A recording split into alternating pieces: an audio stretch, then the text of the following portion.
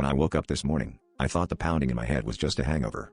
But when I rolled up my sleeve and saw the fresh tattoo winding across my forearm, black lines, sharp angles, and a tiny X above my wrist, I felt something colder than regret settle in my gut.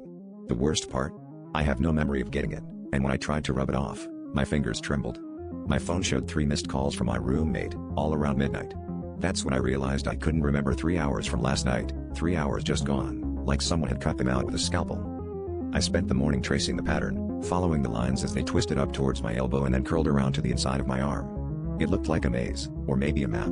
I compared it to Google Maps, and my skin prickled when I recognized the familiar grid of streets near the old train yard on the edge of town. The X wasn't just random, it matched the abandoned signal tower, the one everyone said was crawling with rats and rust. My stomach churned, but something inside me, curiosity, fear, maybe both, pushed me to follow. The train yard was deserted, the air humming with the kind of static you feel before a storm.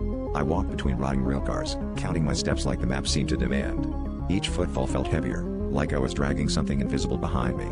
At the base of the tower, I found a scrap of cloth snagged on a bolt, stained dark and stiff. It looked like the shirt I wore last night. My heart hammered as I fished a crumpled note from my pocket, one I didn't remember writing. It said, "Don't let it follow you home." That's when I heard it. Hello, wet scraping from inside the tower. I turned, and in the dying light saw a shadow. My shadow, peeling itself off the wall, its movements just a second behind mine. It smiled, impossibly wide, and I realized my missing hours weren't lost.